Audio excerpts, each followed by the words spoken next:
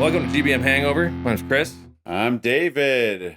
And this is pretty much, I guess it's considered a lifestyle podcast that actually expands on what we do on Monday nights, which is pretty much our bottle share that we do weekly. We're going on 15 years. That's a long time. It is. It's ridiculously long. But, I mean, like I said yesterday, like when people have like 1 year anniversaries of things, like I feel like I can accidentally do something for a year. Yeah.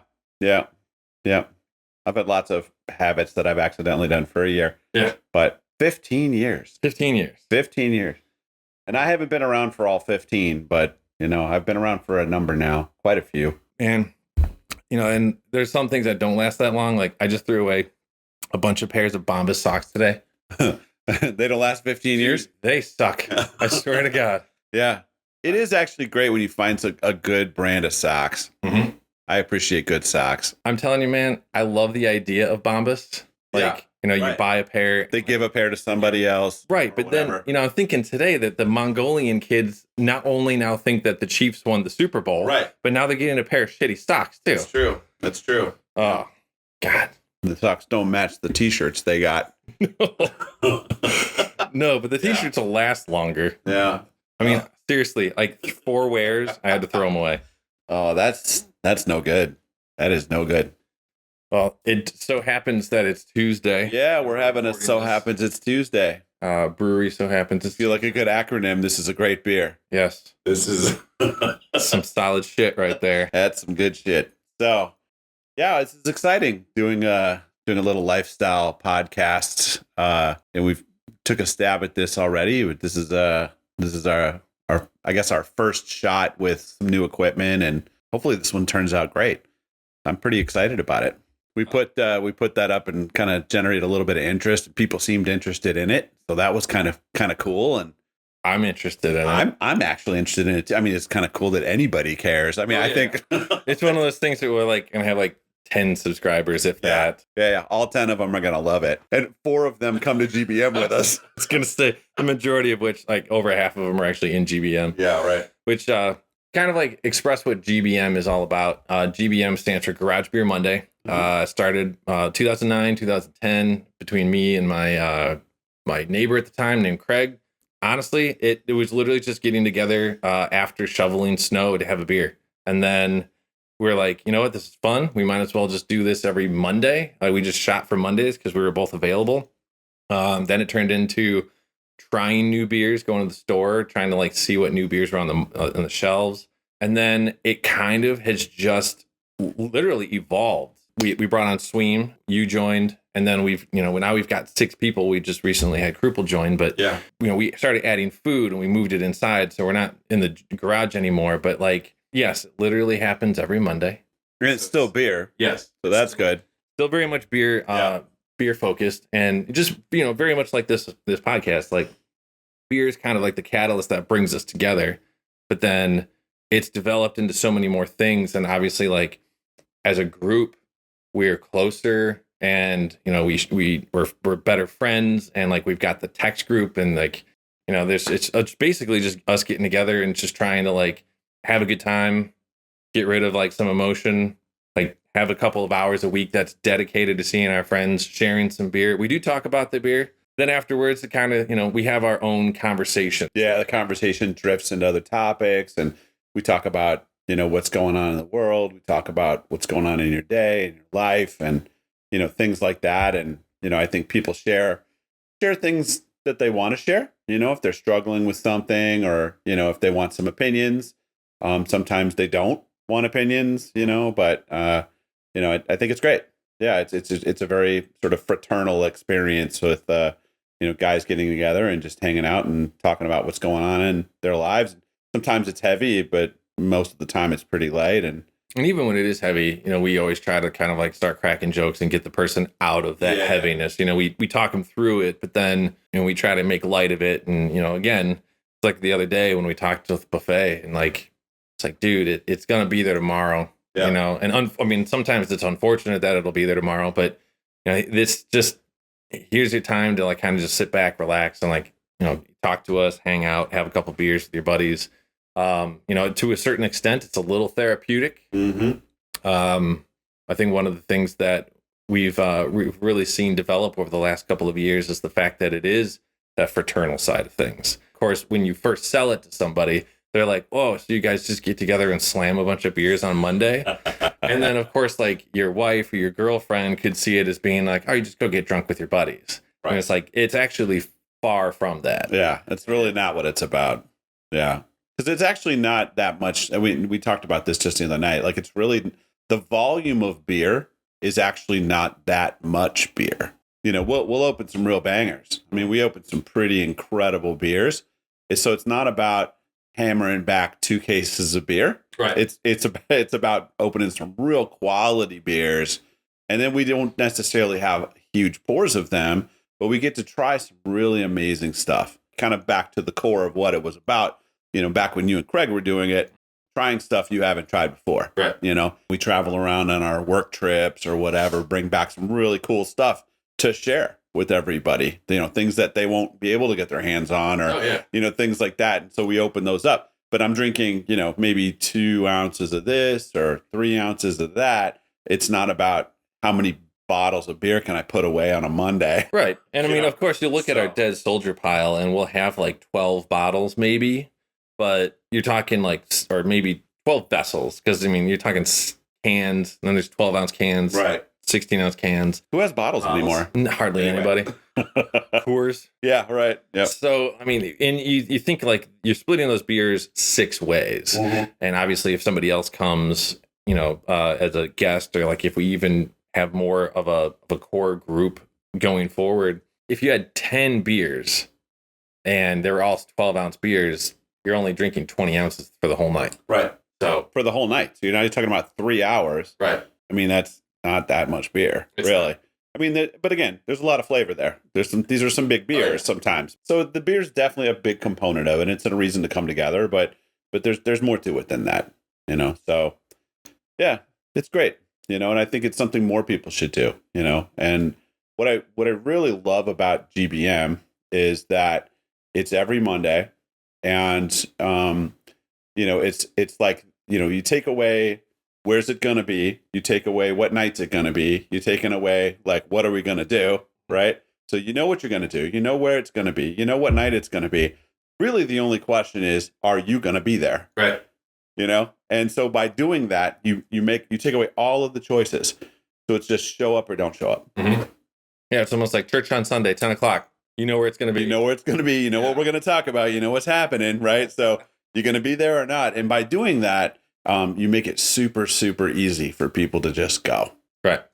You take away all the questions. And so it's great, you know, so people just show up. I mean, it's kind of almost like our little built-in men's group. I mean, it's not just men that are, you know, involved. Yeah. Sometimes, you know, women will come, and, you know, that's fine. It's not as common.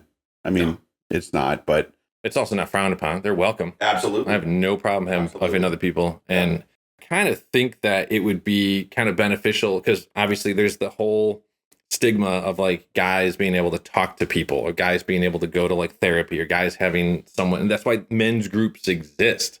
You know, and this isn't necessarily something that's sanctioned, or that, you know, we sit down and it's just like, tell me how you feel. Right. Yeah. But like, it's very much not that. Right. But I mean, if you have something on your mind, like, definitely you can bring it up if you want. Obviously, if you walk in the door and you look like someone just ran over your dog, right, we're going to understand that something's going on. Right. You're like, hey, John Wick. Yeah. What happened? We'll probably talk about it for sure. Yeah. So, you know, that type of thing, you know, like just having that as an option is great. And, you know, even when I did dry January, you know, Sweem did dry January, just, you know, the last 2 Januaries, and he still shows up, you know, and you just drink some NAs and hang out with the guys. Again, that's kind of what it's about. There's more to it than just getting together and throwing back beers. I liked your comment, and I didn't even really think of it about it, but you had mentioned that during COVID, yeah, you know, we still did it. We still did it. We spaced out a little bit, you know. I remember Pierre joined one, and that was the first one, wasn't it? The first one he ever came to. The first one he ever came to was the 10-year anniversary. Okay. All right. And he like stood over in the corner. Yeah, he kept his distance, right? You know, at least, you know, for the beginning of it, I think until he got more comfortable. And I think, hey, no judgment, right? Like, I mean, I think, that's however people feel comfortable is fine. But, I was at home on Zoom calls or whatever all day. So it's not like I was really interacting with people. I wasn't like, like in crowds or anything. So really, these were the people that I was interacting with, and I wasn't going to an office and I wasn't, stuff like that. So for me, it's, it was just normal. Yeah. During that whole time. So this was my normal. So Mondays I'd come to GBM and hang out with my friends. And then, we'd go back to doing my Zoom calls and working at home. And that was for me, nothing changed. Right. For me, that was normal. Now, when I went anywhere else, I had to mask up and, go to the store and do all of this other stuff because society was a mess. Right. But at that time, that was my normal. So for me, that was great because it anchored me and it brought me through all of that. And it really didn't change. Now, there were times where some people didn't come because some people did work at work with other people and came down with things. And, that happens, right? Some people, had that situation and then we're like, you best stay home, whatever. Yeah. I'll see you next week. Don't make this a decision. Just, watch yourself. Yep. We'll see you later. But for me, that wasn't something that I had to deal with. So, but anyway, for me, it was great. It was comforting in a way to be able to have that and have that be normal for me during that time. So yeah, it was awesome. So I think that's really one of the real sort of interesting things about GBMs having that. And I'd like to see that for more people and for more men. And, even for some of my other friends, my brother lives not near me. He's in Atlanta, in that area. And for other friends that are not nearby, like with Jenkins or, somebody like that too, I think they should do the same. They should have they should have a group of friends and they should get together and they should, make beer the catalyst or whatever, but, get together with your friends and talk and spend time together. Yeah, just be consistent about it, though. Like, I think the consistency really, really helps. And I think Jenkins actually was talking at some point about having like the Charlotte chapter of GBM. And like, I don't know if that ever really like went anywhere. But when you and I started talking about how GBM is so much more than just getting together and having beers and, talking about beers, it kind of like rang that bell for me that how, it is a certain type of like outlet for a lot of people.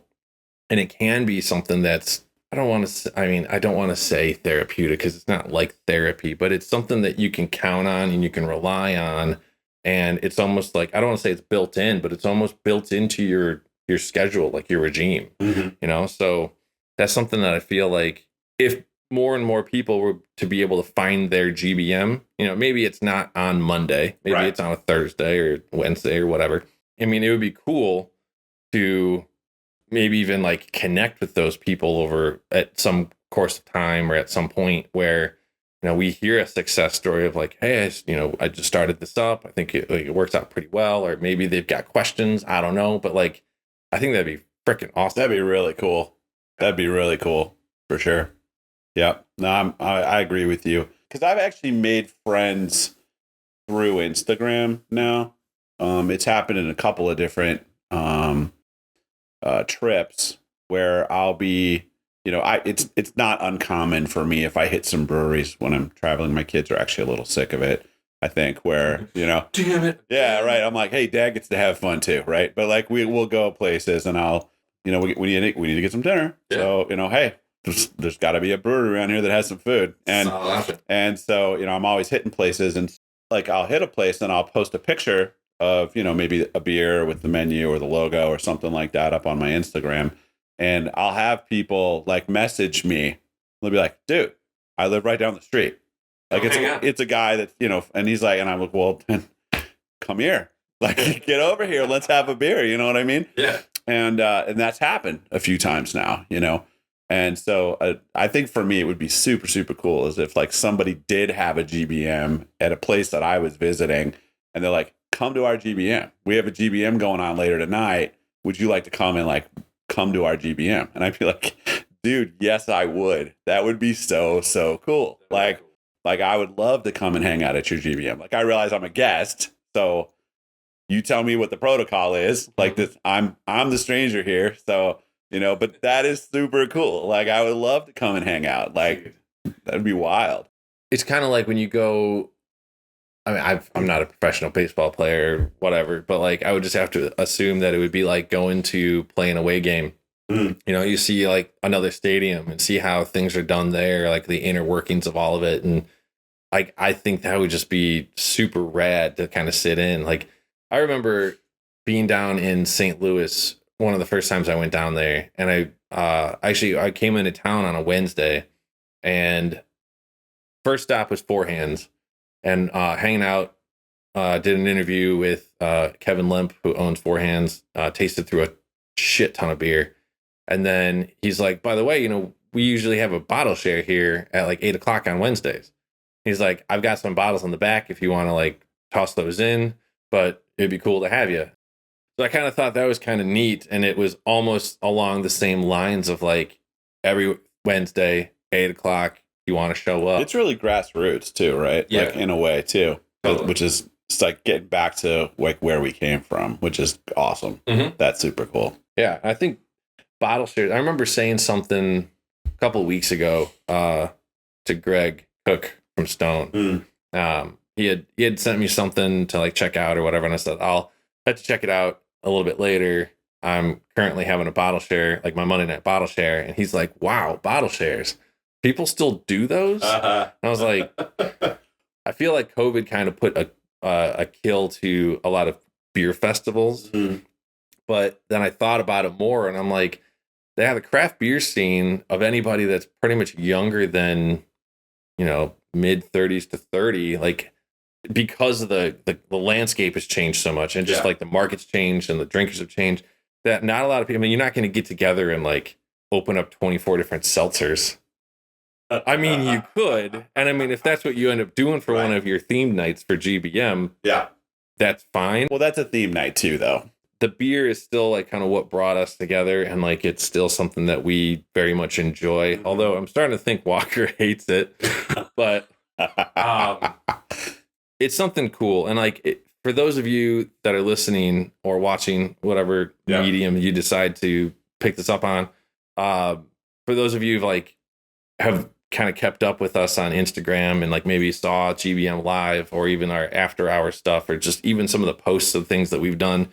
We do a fair amount of different beers, and sometimes we do themes, and we like, sometimes we really delve into it. And then obviously there's stuff from our cellars that you take one sniff of and you're like, oh, nope, that's awful. Nope, that's a sink pour. Totally. Yeah. And sometimes it blows up in the sink. Yeah, we got a good video out there somewhere of that. Just jumping back to the topic of like visiting someone else's GBM. What I think is interesting is, I know I felt this the first time I came to your house. This would have been back in 2017, which is the first time I came. So like we're going on what is that, 7-8 years now? I guess 2025. Yeah. Yeah. Right. Like right. Square root of 8. Yeah. I need to find X. No, solve for X. Anyway, when you walk into someone's house and it's a small group of guys, like we're 6, but even then it was more like probably 4 or 5. I don't know. It wasn't a big group, I guess is what I'm saying. It's one thing if you walk into a house party and there's 50 people there. Yeah, you can get lost. You can kind of get lost and hide in the corner and nobody's going to talk to you or whatever. But you can't really hide in this group. Like it's a small group. So, so for the most part, you're going to have to talk to somebody, right? So it can be a little bit intimidating if you don't know everybody, or maybe you're a little shy or maybe whatever. So it's getting over that first visit can be a little weird if you've never done it before. You don't know everybody in the room, right? So, and the reason it's sort of fresh in my mind is because Krupel's our most recent join, right? I feel like every time he walks in, he still looks like he's in the wrong place. But he even said like he came in that first time and he's kind of like stood outside the door for a second and he's like, am I sure I want to do this? And then he came in and like, obviously now he's really happy to be here and be a part of, at least that's what he's saying. I don't know. He could be completely lying his ass off. Yeah. We'll kick him out pretty soon, but yeah, he's trying. He's trying really hard. He's trying to get kicked out is what he's trying to do. But anyway, but like same with Walker and same with, right. I think there's that initial hesitation where you realize like, I'm about to walk into something and this group has existed without me. And now I'm walking into this and these guys all know each other and, I'm new here.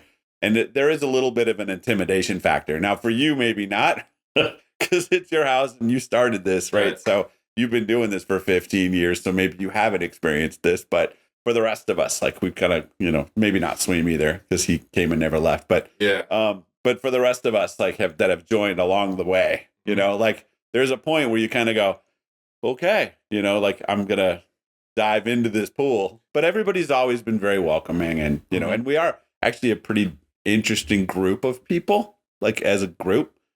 The ages are all over the place, our jobs are all over the place, like economically, we're kind of all over the place. I mean, I just think it's interesting. It's an interesting group of people. It is. So we have a real diverse, like opinions about things and like, yeah, DEI ain't got shit on us. I mean, I will say, I don't know how diverse ethnically we are. I mean, I guess we're kind of not that diverse, but we still have diversity. But we do have diverse thoughts and we do have like diverse like opinions about things and stuff. Like we have some pretty good conversations and I appreciate that. I like that there's diverse thought patterns and like we definitely devil's advocate each other and like play opposite roles and like opinions, and we definitely don't let people walk out without sort of coming with the counter, the counter opinion. When people start throwing things out there, we're like, yeah, but how about this, and we kind of challenge each other. And I like that, I think it's good for conversation and it's good for growing and all of that. So I'm proud of that. And I think it's good. I like throwing challenging topics into the room and seeing where they go. Right. I think it's fun. I think you were mentioning how intimidating it can be, especially on the first go around. And it's like bottle shares in and of themselves are actually pretty intimidating. Like there's a level of anxiety that kind of comes into it because you're stepping into a room full of like potentially 6 to 10 people. Right. One of which is someone who invited you and the rest of them are pretty much strangers to you. Yeah. And then, of course, it's like the question of like, what do I bring? What do I bring to open? What are they expecting me to bring? Right. What's their level of beer aficionados? What have they had before? Well, and luckily, when I try to tell people too, is that like everybody in the beer industry and the community, some of them might look scary and intimidating, but for the most part, everybody is like really cool and really open. And so, especially with our group, people that are coming over for the first time, they're always asking, like, well, what should I bring? Or like, what can I bring? Or what do you guys? And like honestly, the main rule is just don't show up empty handed. Right. You could bring a 6-pack of something from the store shelves and we don't care. We could have had that beer 1,300 times. We don't care. Right. Like, especially with some of the things that we're doing, especially since we're trying to go through cellars and all that. If you were to bring in like a 6-pack of lager, that's like actually welcome. Honestly, that's great. Because it's like a palate cleanser. That splits it up. It's easy. Yeah. And so, that, and that's what I always try to tell people is like, the more you worry and the more like nervous you are, it's almost going to come across more so that you're nervous and like kind of feel out of place. Like if you go in, people are going to be pretty welcoming, especially with our group. Like, and then it's just like anything else. Like once we kind of like start teasing or hazing you, like we just make fun of each other all fucking night. Right. And like, once you feel more comfortable, it's going to come across that you feel more comfortable, and then everybody is going to feel more comfortable. Yeah. And it's just, I think it happened pretty quick for Walker, especially. Mm-hmm. But, when you find that group or you put your group of like friends together to put something like this, into place, a lot of people are actually pretty cool about it. Mm-hmm. But you have to open the door. You got to give it a chance. The beer helps too. It does. You have a couple of drinks and you're just going to loosen up a little bit. Everybody loosens up a little bit too. Yeah, you're not wrong about that. What I was going to get at too, we were talking about sort of teasing each other and things like that. I think, I think as long as you're getting teased, for the most part, you're good. Yeah. I think where it gets interesting is when somebody's new and we don't quite know how to place you yet. Right. You know, when I'm not teasing you, Yeah. then we're not quite I don't know where to put you yet. Yeah. Like, I don't want to offend you yet. I mean, we're cool, but we're not that cool. Yeah, I don't want to piss you off. Right, I don't want to piss you off or offend you yet, so I don't know you well enough to start laying into you yet. But as soon as I start laying into you, we're good. Yeah. You know, that's how you know we're good. Because sure. you know, because then I know sort of where my boundaries are and I'm testing them already. You know what I mean? Mm-hmm. But the other trick is when you're the guest, you don't want to come in and start teasing people too fast. No. It's the same thing in reverse. You can't start playing that card too fast. You gotta read the room. You gotta start learning the personalities, because we've had a couple of people come in too that start like swinging their personality too quick, and you're like, no, you haven't earned this yet. Hold on, I'm not quite buying a ticket to that circus yet. No. And who the fuck are you? Exactly right. Nope. Too soon, man. Too soon. You're gonna need to cool it, man. Dude, honestly, anyway, it's fun though. Social dynamics, right? Like, that's all. And as this podcast continues to develop and we have more episodes, we will be talking about GBM a little bit more. Mm-hmm. We'll be letting into more of what GBM the previous night was all about. Maybe some carryover of conversations. We'll have some of the guys on at some point in time too. Definitely. And obviously this is a beer podcast, but it's not like a normal beer podcast. There's going to be opinions that nobody asked for, and point of views that are pretty much just ours. And I'm sure we'll wander topics. Oh, absolutely. We've already done that. Yeah, Bombas sucks. Fuck those socks, dude. So honestly, the whole thing is just going to be just a hodgepodge of us, and you'll learn a little bit more about each individual person as we kind of move along too. And just like Monday night, we'll have a beer, we'll talk about some beers, but if 2% of the podcast ends up being about beer, that's sometimes how it just happens. That's sometimes how it happens. And if you want to hear about how crackery a Pilsner is, then, you know, you'll get a little bit of that here, and you might get a lot of it, actually. We might end up spending the entire podcast talking about a beer. Right. That's fair. Possible. You know? I mean, some days are like that.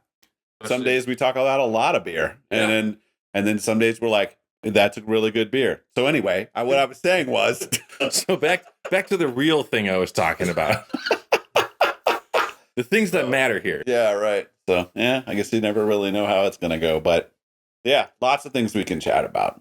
So that's good stuff. Should we just wrap this up? I guess we probably should. Till next time. Same bat time, same bat channel. Yep. Kapow. Ka-chow? That's a Lightning McQueen thing, isn't it? Lightning McQueen. Yeah. Yeah. We'll figure out our own catchphrase or sound. Yeah. It can't be ka-chow because Disney's lawyers are... Oh, they're poised. They're ready. They're totally going to do that. We're sorry. Yeah. We didn't mean ka-chow. Shut down. Yeah. Oh. Yeah. No, that's not good. The cease and desist letter's already in the mail. I think a car pulled up outside. Yeah, I'm not surprised. Oh, no. Until next time. All right. That's GBM After Hours. I mean, no, it's not. It's the Hangover. That's GBM Hangover.